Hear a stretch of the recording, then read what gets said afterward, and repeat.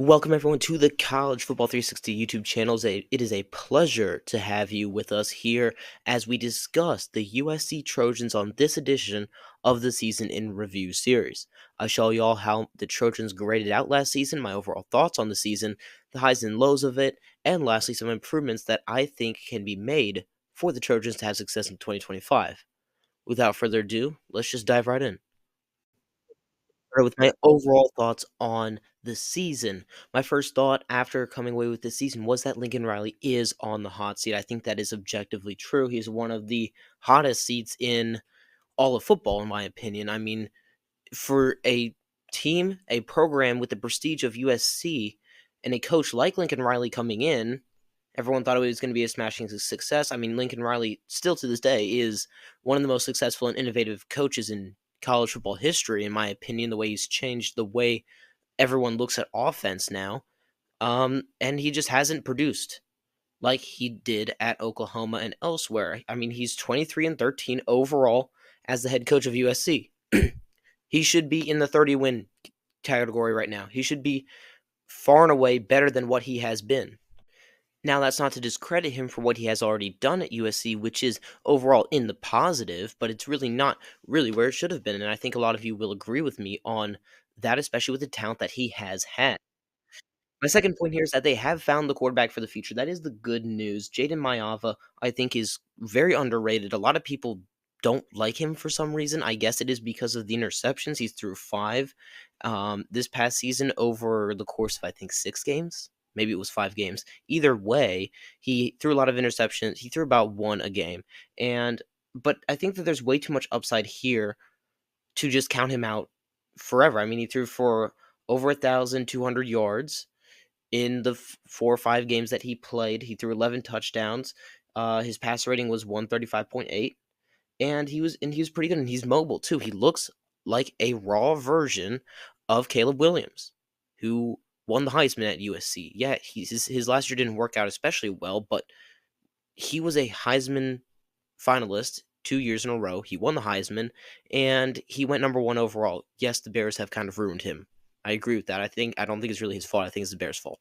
Be that as it may, I think that Mayava looks a lot like Caleb Williams, and I think that that is a good sign going forward if he can eliminate the turnovers and play a little bit smarter when he runs. The defensive improvement, this is my third point here, was a sign in the right direction. They improved, I think, over 50 spots in general. I just off the top of my head, I forget where they were last season, but I know that they finished with the 81st overall defense. Now that might not sound great, but that is over a 45 to 50 um, point jump. I mean, they were around the 130s last season. They were at the bottom of the FBS in terms of total defense. They made it all the way to 81st. I mean, ahead of teams like Baylor, Maryland, Florida State, Cincinnati. So I mean, they're getting better, and they can only keep getting better. So there it is. And the close losses were a killer as well. I mean, this season could have very easily been a breakthrough season for Lincoln Riley had it not been for the close losses, like the loss at Michigan, 3-point loss, the loss at Minnesota, 7-point loss, the loss against Penn State in overtime, 3-point loss right there, the loss at Maryland, a 1-point loss, the loss at Washington, a 5-point loss, and even the Notre Dame game was extremely competitive. They didn't win. They didn't lose by one score, but it was extremely competitive. The final score was 49-35. But still, these one-score losses and these close games, just in general, were a killer for them. Even some of their wins, Nebraska was very close to beating them. UCLA was very close to beating them. Wisconsin came within one possession. Obviously, the LSU game. I think I just named their entire schedule from this previous season.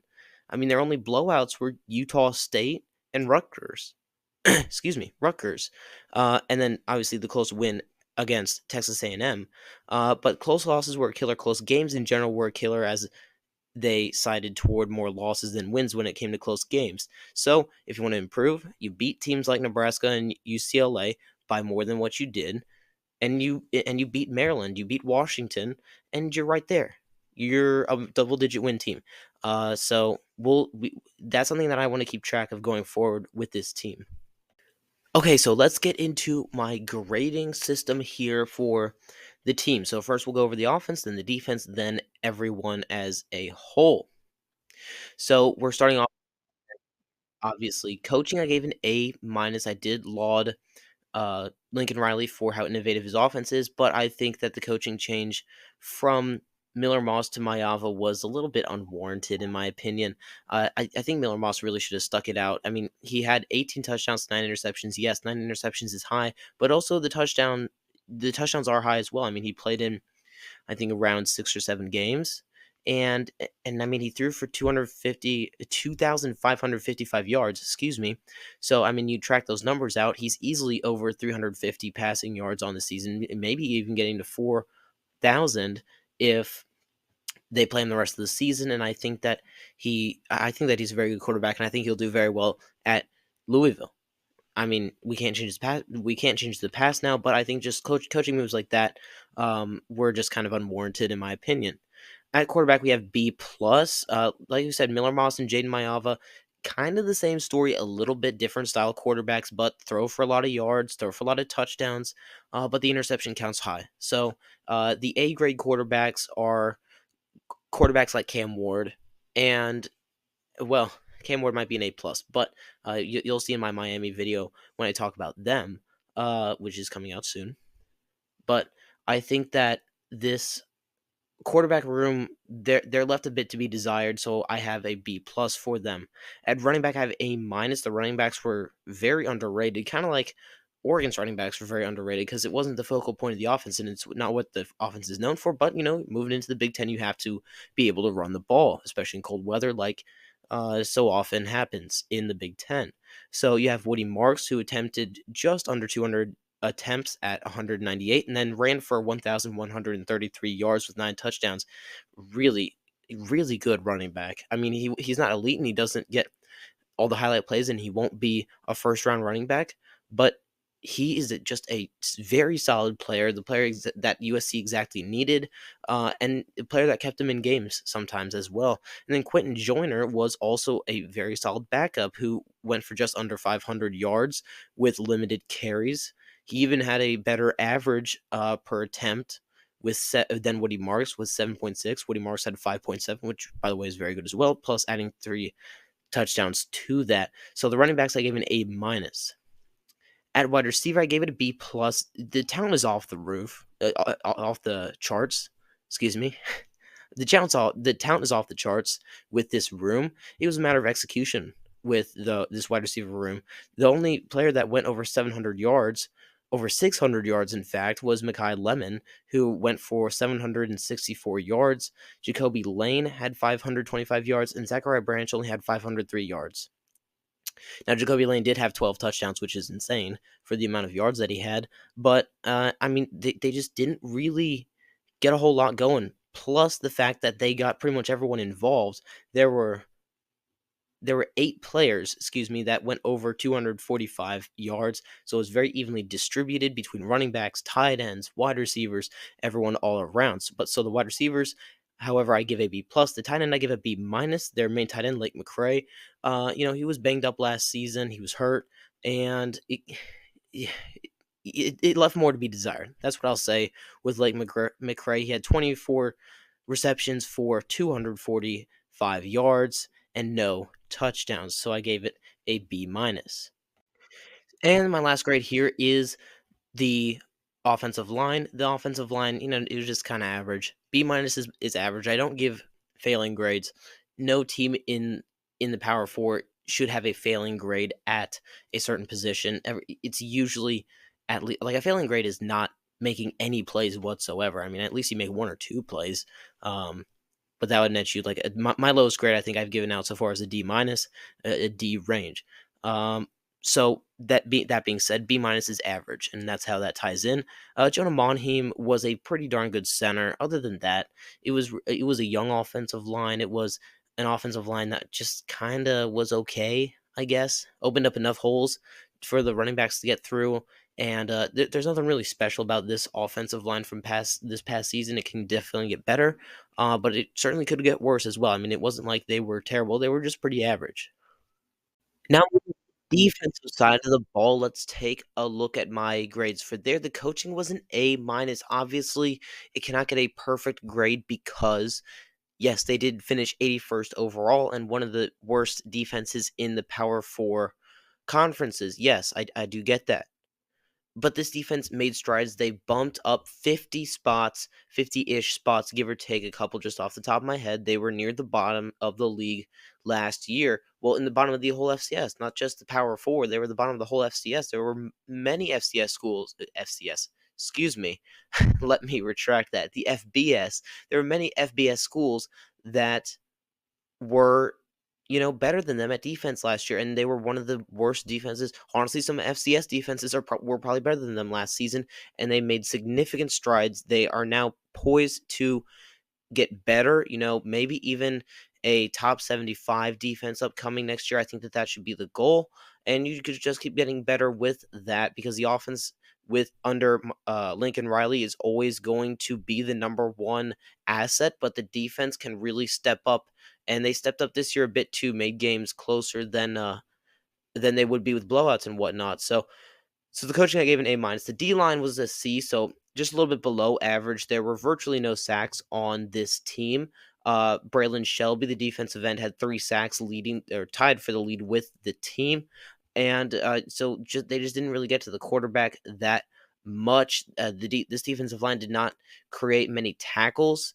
The tackles were more with the linebackers and the safeties and the corners. The defensive lineman with the most tackles on the team was Gavin Meyer, a defensive tackle with 32 combined tackles, and it's just really it was a below average defensive line this year. Honestly, I probably could have gone C minus here. Now that I think about it more, but I think a C grade is perfectly appropriate here. The linebackers were a B plus. The linebackers were a huge step up. They took a huge step up, and that's really all I can say there because this past year in 2023, they were non-existent. They were really out. It was the defensive line and the secondary. The linebackers were non-existent, and this year they kind of brought back the linebacker to USC. Guys like Mason Cobb, excuse me, Easton Mascarenas, Arnold. These two guys especially led the team in tackles. Both of them, Mascarenas had 95 and Cobb had 72.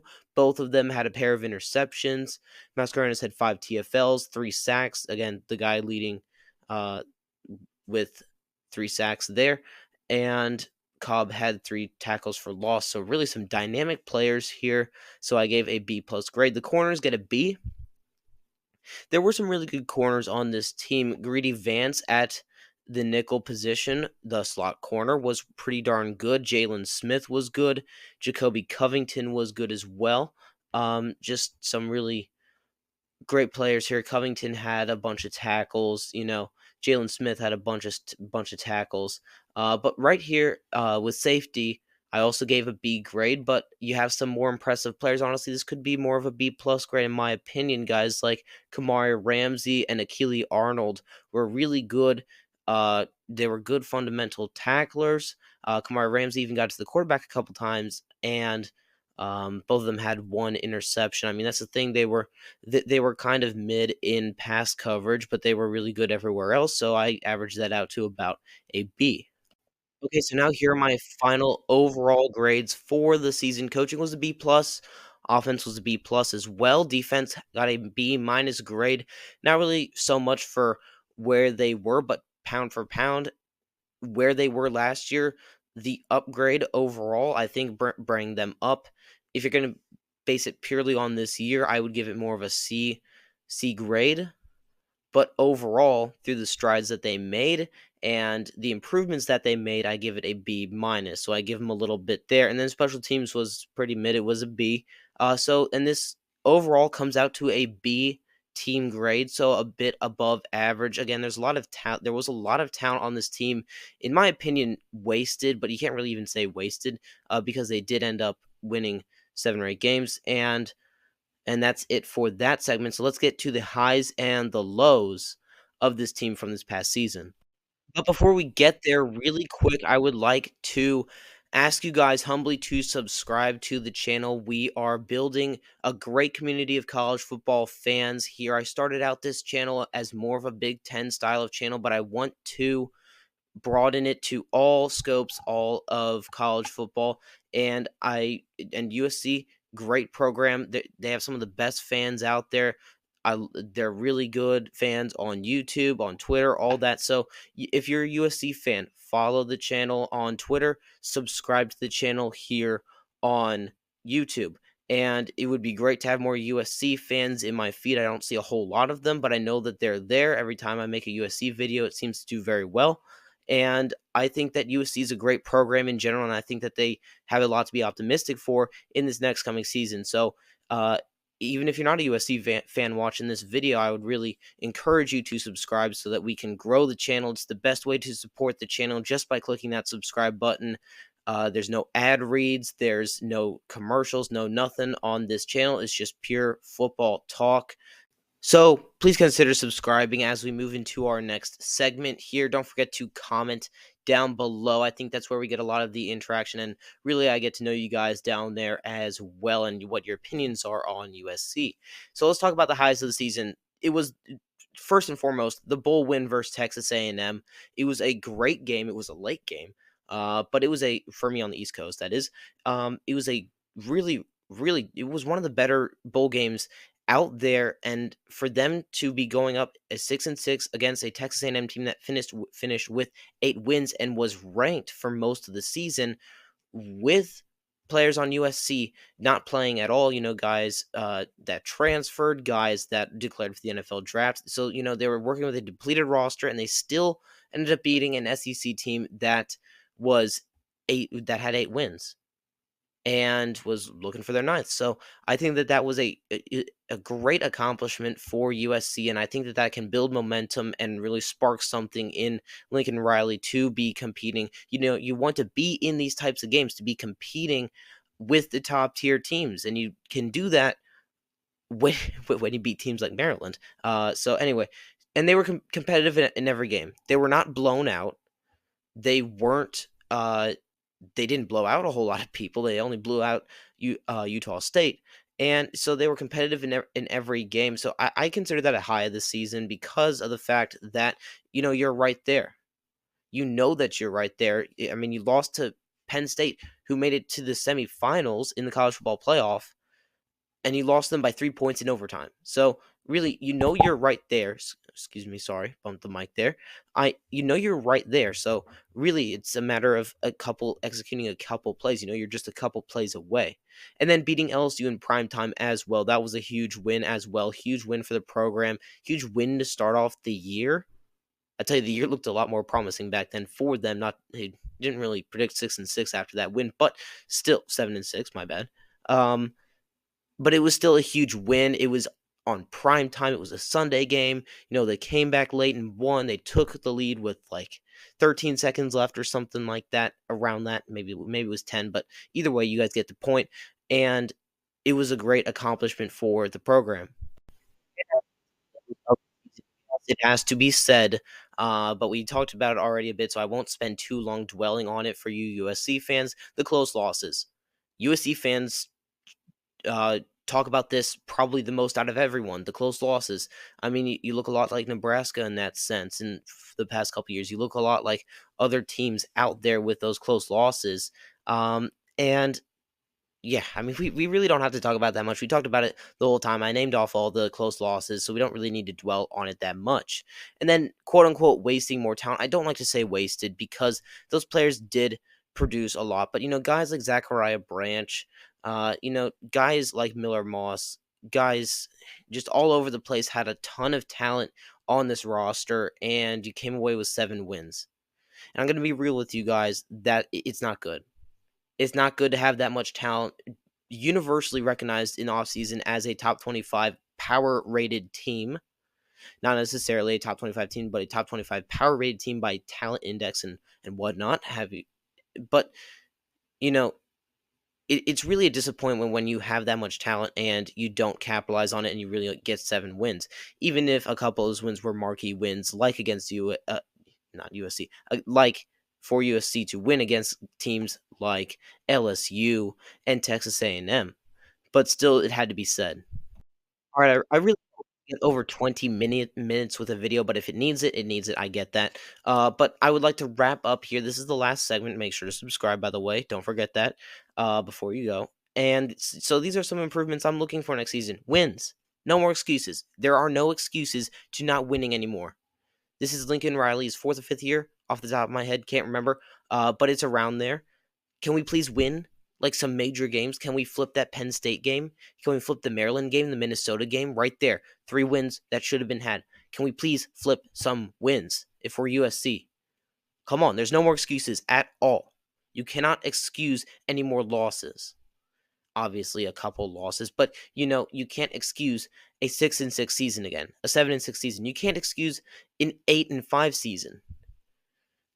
If they go 8-5, they should fire Lincoln Riley. Well, I should say that it depends on how they lose those games, but still, the overall theme stands there. And for the defense to keep improving. Now, if the defense does keep improving and they get a top 70, maybe even a top 65 defense, I think that would work wonders toward wins. So you see how these are connected. And then my last one here is Jaden Mayava maturing as a quarterback. Like I said, he looked like a raw Caleb Williams, a raw Caleb Williams. And, with that comes, the plays that Caleb Williams would make. He'd scramble around and throw a deep ball and it would get caught and it's a touchdown. You had plays like that with Mayava, but he also had some brain dead plays as well. So we would like to clean that up as well. So that's it for this video. Thank you so much for watching, and I will see you guys in the next one.